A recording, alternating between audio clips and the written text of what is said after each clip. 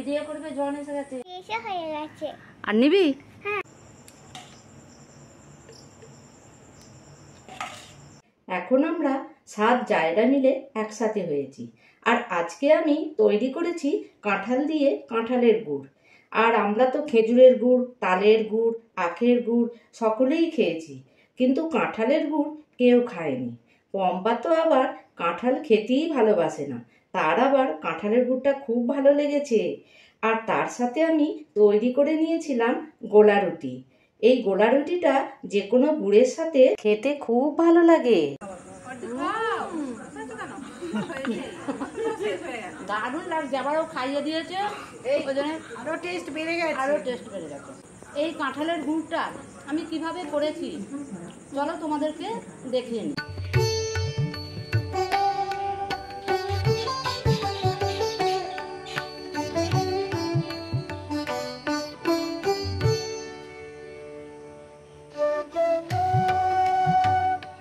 কাঁঠালে গুড় করার জন্যে কাঁঠালগুলো আমি ছাড়িয়ে নিয়েছি। এবার এর ভিতর থেকে আটিগুলোকে বার করে নেব। কাঁঠালের যে বীজগুলো আছে, দানাগুলো আগে বার করে নেব।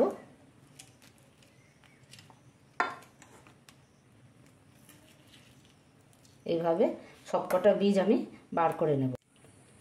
এই যে কাঁঠালের ভিতরে এই দানাটা রয়েছে, আর এর ভিতরে যে এই যে কালো মতন এটা রয়েছে, এটাকেও ফেলে দিতে হবে।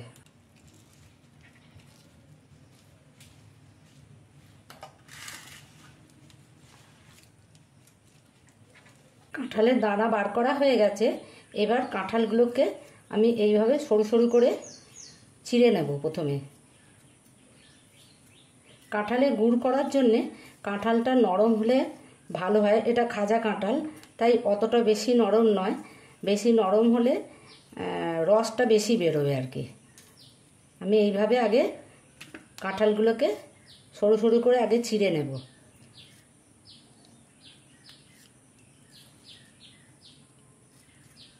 এরকম করে চিড়ে নেব।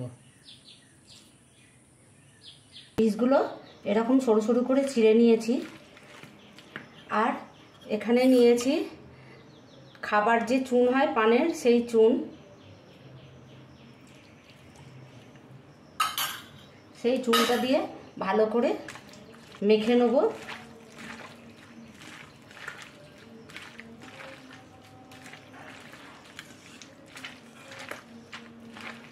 ভালো করে চটকে চটকে মেখে নিতে হবে।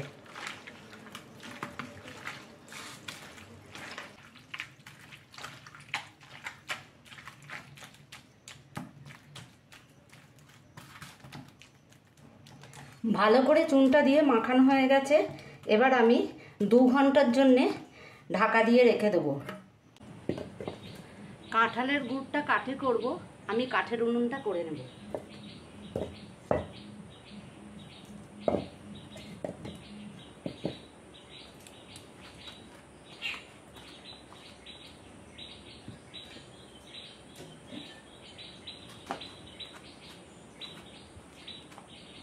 দু ঘন্টার জন্যে কাঁঠালটা ঢাকা দিয়ে রেখে দিয়েছিলাম। তার মাঝে আমি কাঠের উনুনটা তৈরি করে নিলাম ইট পেতে। এবার দেখে নেব 2 ঘন্টা হয়ে গেছে। এই যে রস বেরিয়েছে, এই রসটা আমি একটা কাপড় দিয়ে ছেঁকে নেব।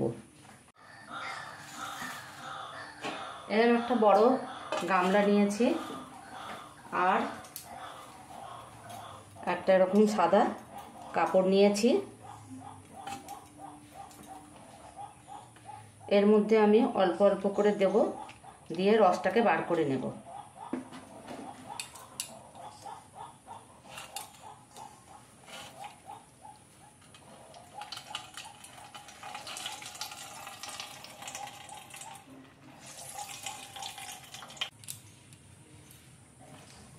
এই যে রস বার করে নিয়েছি, এইগুলো আমি ফেলে দেবো, সার হয়ে যাবে।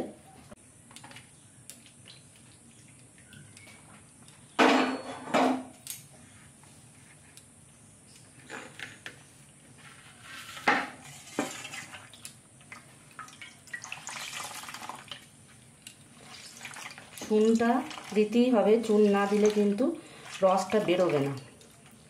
বেরোবে, কম বেরোবে, একদমই কম বেরোবে। এখানে কাঁঠালের গুড়ের জন্য রসটা অনেকটাই লাগবে।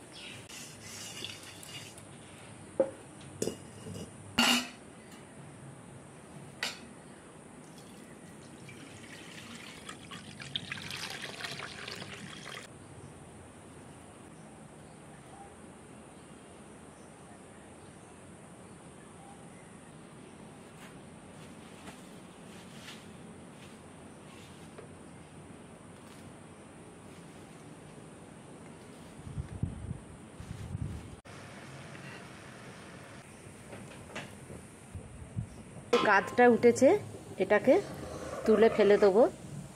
এইগুলো কি হলো?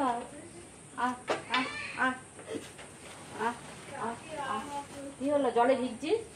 হ্যাঁ, জলে ভিজছিস? জলে ভিজছিস তো? এখানে বস, বস। তালের গুড় খাবি তো? কি হলো?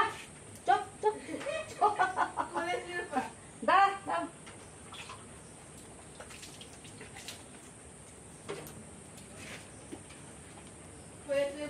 আবার আরো ঘন হবে।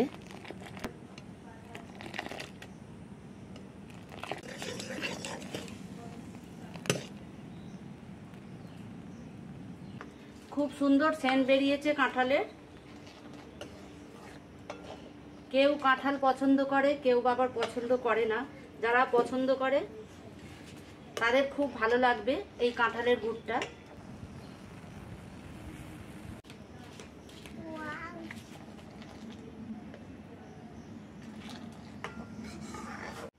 গরমটা দিয়ে আমি ঢেলে নিই।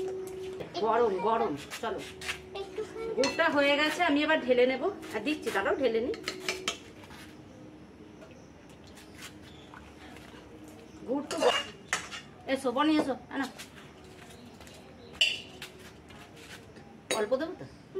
দাও, বাটিটা দাও আমাকে।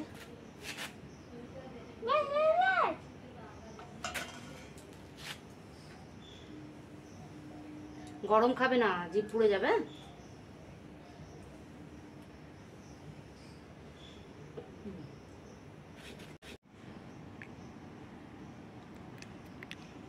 ভালো হয়েছে।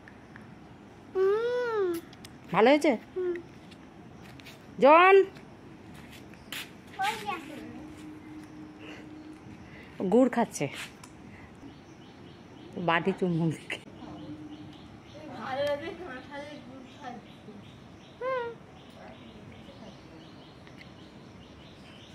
হয়ে গেছে। আর নিবি? হ্যাঁ, বাটিটা একটু হ্যান্ড করো। পোয়া ভালো করে ধর, গরম আছে। কাঁঠালের গুড়টা আমার তৈরি হয়ে গেছে। এবার আমরা সব জায়েরা মিলে একসাথে মজা করে খাবো। তার আগে আমি প্লেটটা সাজিয়ে নিই।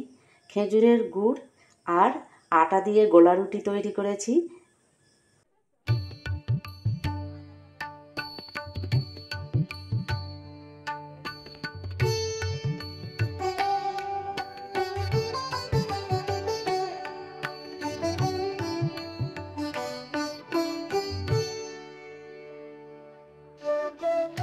কেমন লাগলো কাঁঠালের গুড় আর গোলা রুটি?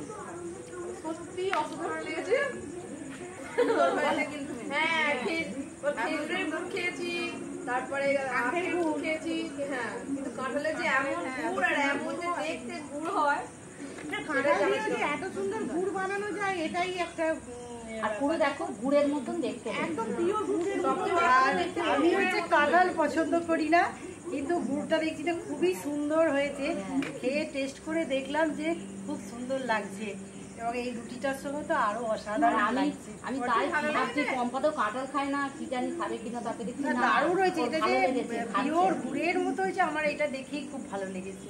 কাউকে যদি না বলা হয় কেউ বুঝতেই পারবে না যেটা কাঁঠালি। খেতে গিয়ে বুঝতে পারবে। গোলা রুটি দিয়ে গুড়টা খাওয়া হয়েছে, আরও কিছুটা রয়েছে, আমি এই কৌটোর মধ্যে ভরে নেব। ঘনও হয়েছে, খুব সুন্দর খেতেও হয়েছে। তোমাদের ভিডিওটা ভালো লাগলে লাইক, শেয়ার, কমেন্ট করো। আর যে সকল বন্ধুরা আমার চ্যানেলে এখনও নতুন, তারা চ্যানেলটিকে সাবস্ক্রাইব করে আমাদের পাশে থেকো। সুস্থ থেকো, ভালো থেকো, টাটা।